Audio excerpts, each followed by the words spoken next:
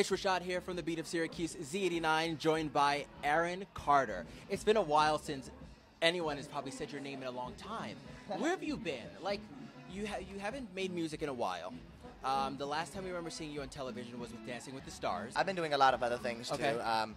I made an appearance on a couple different shows, Okay. like a Celebrity Cook-Off. Actually, I was currently doing an off-Broadway play called The Fantastic for a year and 3 months. How was that? So I did over 450 performances in that time, and it really just kind of got me back in gear for this. Yeah. You know, and I'm so blessed because people. I think people were able to see that I was accountable. And Right. I could be dependable. Right. Again. Right. You know. And I booked a tour and got a nationwide tour in every state. The after party tour. What made you want to get back on stage? Well, I always want to be on stage. Right. Nothing really made me want to get back on stage because I always want to be doing what I love. Sure. At all times, you know, as much as I can.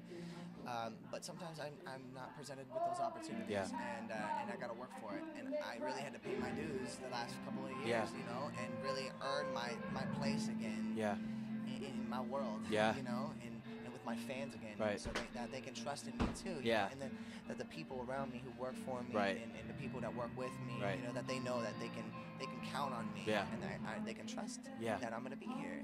So I have a lot on me because I got to be the leader. You know? Exactly. And now it's a different story versus like having my parents and people like run the show. Yeah. You know? A lot of people are depending on you. You have a relatively large operation. Now I have a question. So we live in this kind of, you know, out of sight, out of mind, in a sense, a society where you haven't been performing and you haven't made a lot of music. And there's been a lot of new artists, Bieber, and we see One Direction, a lot of different artists come out. How do you plan on regaining your relevancy? Because you're big, but because we haven't seen a lot of you recently, music-wise, how do you plan on regaining your relevancy again? I don't really have a plan to do that, to be honest with you. I don't really have a plan to gain my relevancy because I don't have anything to prove anymore. Right, you know, if anything, I've proven it to myself. And I've made the necessary changes and taken the necessary steps to get to where I am today. Sure. You know, and the fact that I can be gone for that long and still have fans that fill a place up. You know, it means so much to me. I can't even explain to you because I've been through a lot in my life. My parents divorcing and, you know, going through identity crisis, not realizing who I am or what I am or what I stand for, you know, and so I've had a lot of figuring out to do, you know, with myself. You've been a part of the music industry since you were young. How old are you now? I'm 25. You're 25. Do you think that has kind of you being a part of the industry for so long has kind of impacted you negatively or positively where you are now in life? Oh, positively. Okay. Oh, of course, absolutely. Well, because me having what I've had and the success that I've had, it kind of, and then kind of like just losing it all, kind of in a sense, you know, makes me appreciate what I have now, and appreciate all the people that work with me and work for me, and you know, so. I mean, I hope that I can continue doing this for the rest of my life, you know, because this is what I love to do. But, you know, like I said, you know, I paid my dues and I did what I had to do, and I was blessed. And God gave me back and He answered my prayers. And I prayed. I literally prayed. I said, God, please help me tour again. Let me be an artist again. Let me have, you know, do what I love and be able to do it right. And it happened.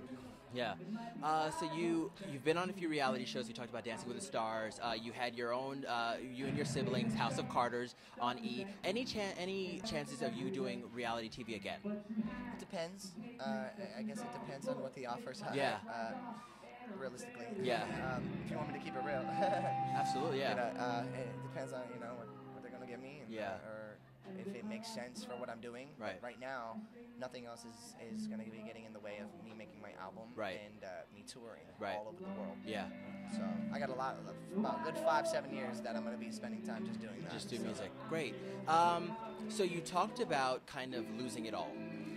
I guess my question, and I've read about struggles with substance abuse. If you don't mind me asking, what was the substance? I can't really talk about That's that fine. right now. about the substance problem. Right. But, not that I can't talk about the substance problem. Right.